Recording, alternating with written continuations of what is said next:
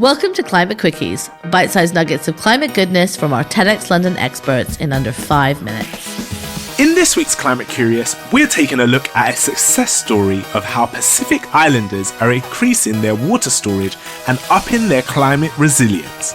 You might be thinking, water storage? Boring, not relevant to me. But with climate change making rainfall patterns more unpredictable, prolonged droughts becoming more commonplace, and storms hitting harder and inflicting more damage to infrastructure, adequate water storage is an essential safeguard for us to adapt to a warming climate. Especially in the Big Ocean Sustainable States, or BOSS, in the Pacific Islands, where several of the islands were struck by severe water shortages last year. Let's hear more about these exciting water storage methods and new still distillation farms with Emma Coombe from Engineers Without Borders New Zealand, in conversation with TEDxLondon's Ashley Brown. Stay curious! Kia ora, Emma. Thank you so much for taking the time out of your day to have a chat with me. To get started, could you tell us a bit more about who you are and what kind of work you do? Kia ora, thanks. So my name is Emma and I am the International Programs Manager for a non-governmental organisation called Engineers Without Borders New Zealand. We're from New Zealand, which is a Polynesian country, but we have staff across the Pacific. And being of the Pacific, at least 60% of the New Zealand aid funding must go to the Pacific countries. Our work focuses on strengthening the capacity of engineers across the Pacific, but also largely has water security and a water sanitation and hygiene focus.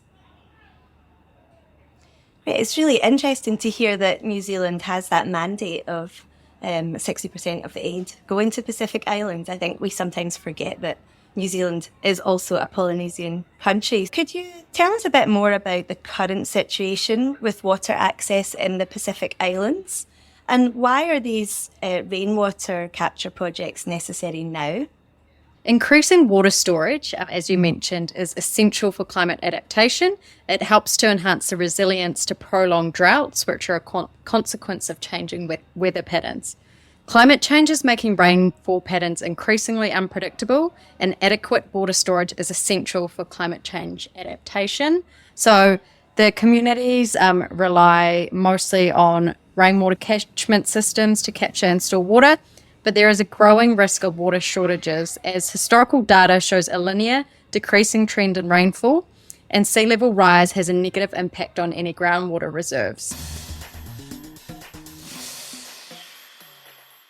In 2022, Tuvalu faced drier than normal conditions, causing water shortages in the 3 northernmost islands of Niutau, Nanumea and Nanumanga, to the extent that populations were reliant on water rationing. Without proper measures, the uncertainty of rainfall patterns and extreme weather events will continue to strain the nation's water resources. This is why it's important and why we're working on prioritising water management and conservation efforts to ensure a sustainable supply of fresh water for the well-being and livelihood of its communities and meet the standards outlined in the human right to water. We have one existing project in Tuvalu and the other one which I'm talking about today, which we're currently designing.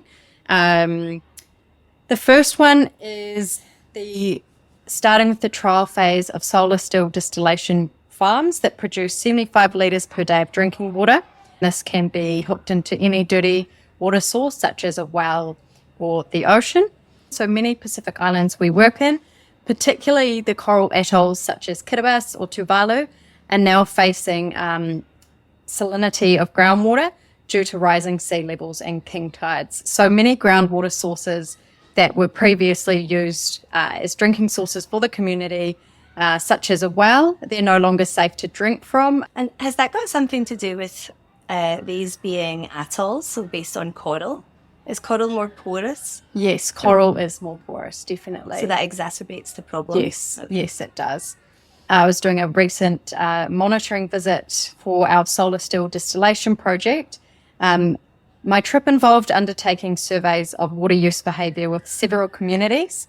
But during that visit, community members expressed concerns about their inadequate water storage capacity as the tanks were observed to overflow during just one day of rain, resulting in a wastage of water. And then they were then kind of expressing, we're getting all this rain in one day, our tanks are overflowing, and we don't know when the next rainfall will come. And the situation, I think one termed as quite scary. So Emma, we've been hearing about all this brilliant work that you're doing to make water more accessible.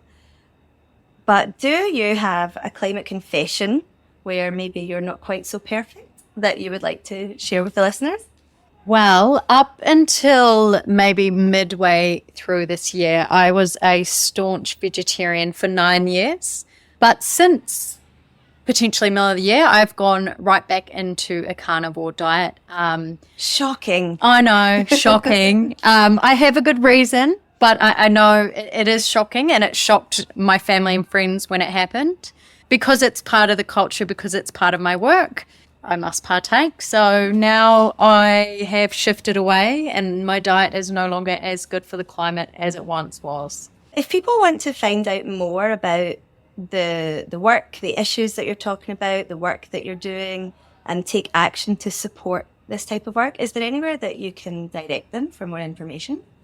Our Facebook page is the main source of our updates, and that can be found at Engineers Without Borders New Zealand. Thanks again for taking the time out of your busy schedule. So it's been great to have a chat. Thanks for having me.